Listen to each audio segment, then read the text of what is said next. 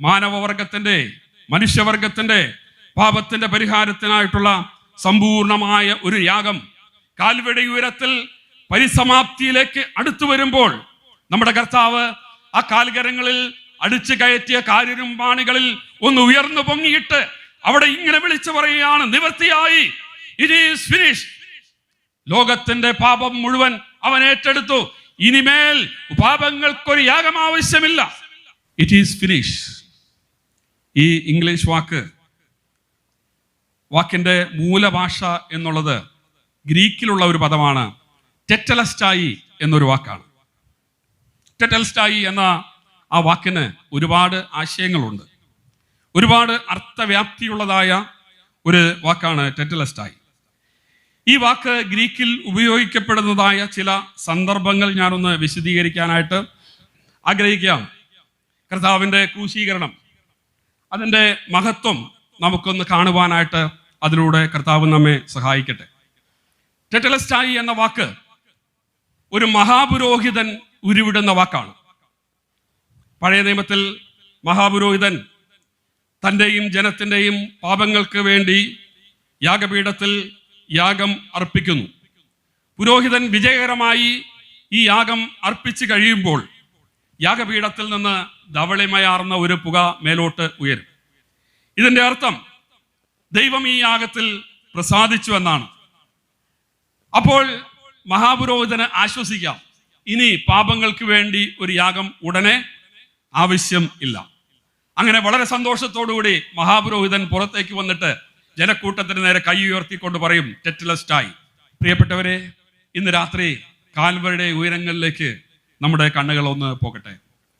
കാൽവരിയിലേക്ക് നമുക്കൊന്ന് സാഗൂതം ശ്രദ്ധിച്ചു നോക്കാം.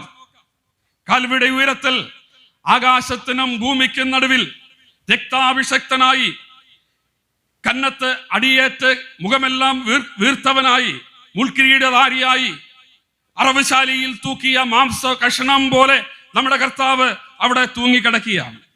ഇങ്ങനെ തൂങ്ങിക്കിടക്കുമ്പോഴും അവൻ കാൽവരിയുടെ ഉയരത്തിൽ വിളിച്ചു പറയുന്ന ഒരു വാക്കാണ് ടെറ്റലസ്റ്റായി, നിവൃത്തിയായി, ഇനി പാപങ്ങൾക്ക് ഒരു യാഗം ആവശ്യമില്ല.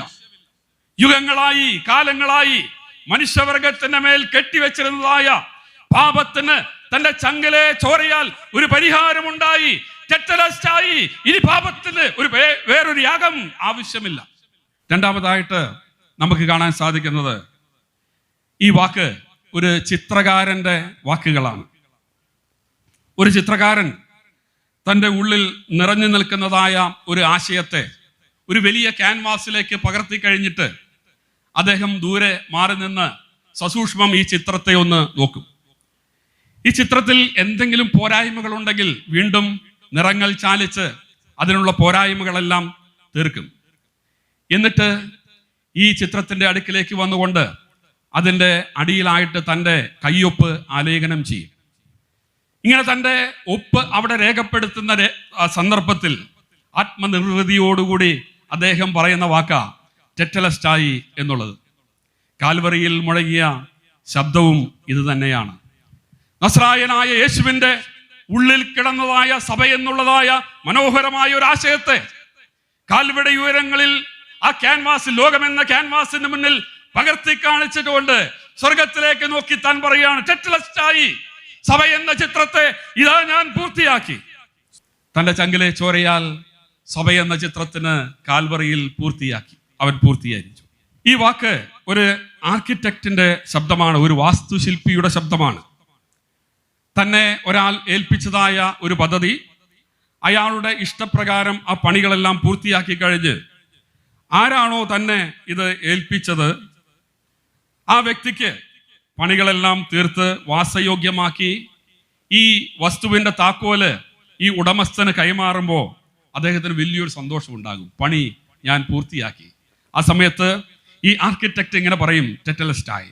പാപം നിമിത്തം ദൈവീക ബന്ധം നഷ്ടപ്പെട്ടതായ മനുഷ്യന് ദൈവത്തിലേക്കുള്ള വഴി തുറക്കുക എന്നുള്ളതായ പിതാവിന്റെ പദ്ധതി, താൻ ഏൽപ്പിച്ചതായ, സ്വർഗം ഏൽപ്പിച്ചതായ ആ പദ്ധതി അവന്റെ ഇഷ്ടപ്രകാരം പൂർത്തിയാക്കി പരിശുദ്ധാത്മാവിന് പ്രവേശിക്കുവാനുള്ള താക്കോൽ കൈമാറിക്കൊണ്ട് പുത്രനായ ദൈവം കാൽവരിയുടെ ഉയരത്തിൽ പറയാണ്, ടെറ്റലസ്റ്റായി, ഇതാ പൂർത്തിയായി. ഇത് ഒരു കോടതിയിൽ ഉപയോഗിക്കുന്ന ഭാഷയാണ്. റോമൻ കൊലോസിയത്തിൽ നടക്കുന്ന വിചാരണയിൽ ഭീകരമായ വധശിക്ഷയ്ക്ക് വിധിക്കപ്പെടുന്നതായ ഹതഭാഗ്യനായ മനുഷ്യനെ ഒരു കൽത്തുറങ്കിൽ അടയ്ക്കും. എന്നിട്ട് ആ കൽത്തുറങ്ങിന്റെ മുൻപിൽ തുകൽ ചുരുളുകളിൽ ഈ മനുഷ്യന്റെ കുറ്റസംഗതി എഴുതി പ്രദർശിപ്പിക്കും. ഈ വ്യക്തിയുടെ ഇദ്ദേഹം ചെയ്ത കുറ്റകൃത്യത്തിന് തക്കവണ്ണം ഒരു ഈട് കൊടുക്കുവാൻ കെൽപ്പുള്ള ഒരാൾ വന്നാൽ ഇദ്ദേഹത്തിന് സ്വതന്ത്രനായിട്ട് പോകാം. പക്ഷെ ഇദ്ദേഹം ചെയ്ത കുറ്റത്തിന് മാത്രം ഈട് കൊടുത്താൽ പോരാ.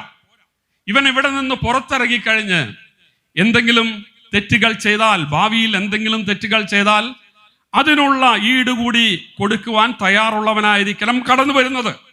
അങ്ങനെയെങ്കിൽ അവൻ ധനികനായ ഒരു മനുഷ്യനായിരിക്കണം. മഹാധനികനായാൽ പോരാ, അവന്റെ കയ്യിലുള്ളതായ സർവ്വ സ്വത്തുക്കളും ഈ കൽത്തുറങ്ങിൽ കിടക്കുന്ന മനുഷ്യന് വേണ്ടി ഒഴിഞ്ഞു കൊടുക്കുവാൻ, ദരിദ്രനായി തീരുവാൻ മനസ്സുള്ള ഒരു വ്യക്തിയായിരിക്കണം കടന്നു വരുന്നത്. അങ്ങനെ ഒരു കാര്യം സംഭവിക്കുക എന്നുള്ളത് വളരെ അപൂർവമാണ്. പക്ഷേ അങ്ങനെ ഒരാൾ കടന്നു വന്നു എന്നിരിക്കട്ടെ. അങ്ങനെ ഒരാൾ കടന്നു വന്ന് തൻ്റെ സർവ്വസമ്പത്തും ഈ തുറങ്ങിൽ കിടക്കുന്നവന് വേണ്ടി ചെലവാക്കാൻ ഞാൻ തയ്യാറാണെന്ന് പറഞ്ഞുകൊണ്ട് കോടതിക്ക് മുന്നിലേക്ക് വരുമ്പോൾ ന്യായാധിപൻ അവന്റെ കുറ്റപത്രം എഴുതി വെച്ചിരുന്നതായ ആ തുകൽ ചുരുൾ നിവൃത്തിയെടുക്കും. എന്നിട്ട് അതിൽ ചുവന്ന മഷിയിൽ ഇങ്ങനെ എഴുതി വെക്കും, ടെറ്റലസ്റ്റായി, ഇറ്റ് ഈസ് പെയ്ഡ്. അവന്റെ മുഴുവൻ കടവും കൊടുത്തു തീർത്തു. ഇവൻ ഇനി സ്വതന്ത്രനാണ്. കാൽവറിയിൽ സംഭവിച്ചത് ഇത് തന്നെയാണ് പ്രിയപ്പെട്ടവരെ. സ്വർഗത്തെക്കാൾ ഉന്നതനായവൻ, പരമസമ്പന്നനായവൻ പാപികളായ നമുക്ക് വേണ്ടി പരമദരിദ്രനായിട്ട് തീർന്നു.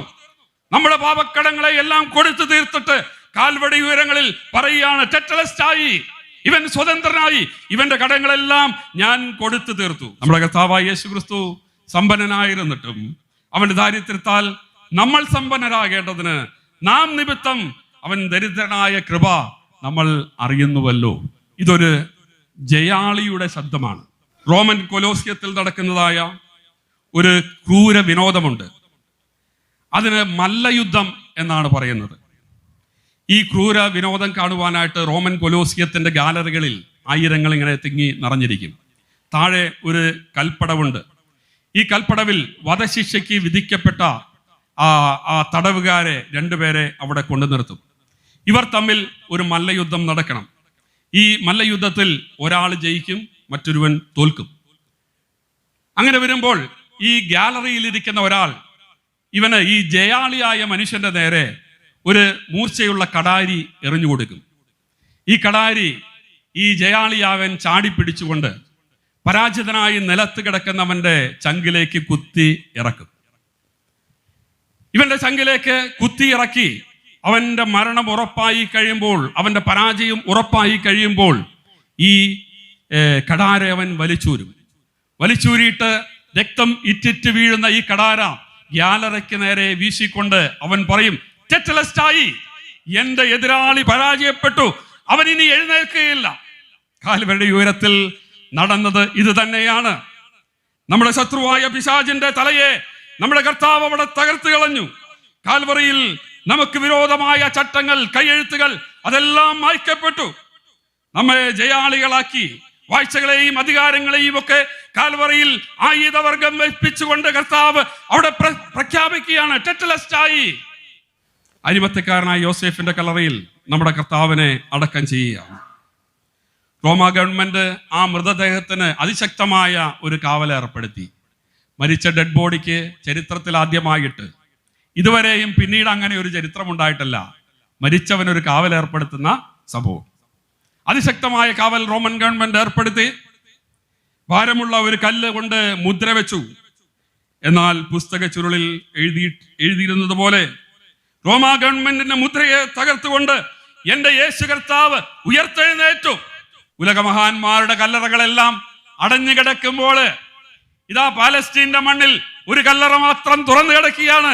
ആ കല്ലറ നമ്മോട് പ്രഖ്യാപിക്കുന്നത്, അവൻ ഇവിടെയില്ല, അവൻ ഉയർത്തെഴുന്നേറ്റു. പാപത്തിന്റെ അടിമകളായിരുന്ന, പാപത്തിന്റെ ചങ്ങലയിൽ കുടുങ്ങിക്കിടന്നിരുന്നായ മാനവരാശിക്ക് ഇതാ കാൽവടി ഉയരങ്ങളിൽ ഒരു വിമോചനം പ്രഖ്യാപിക്കപ്പെട്ടിരിക്കുകയാണ്. എന്നെ കേൾക്കുന്ന പ്രിയ സുഹൃത്തെ, ഈ ക്രിസ്തുവിനെ നിന്റെ രക്ഷകനായിട്ട് സ്വീകരിക്കുവാൻ നിനക്ക് മനസ്സുണ്ടോ?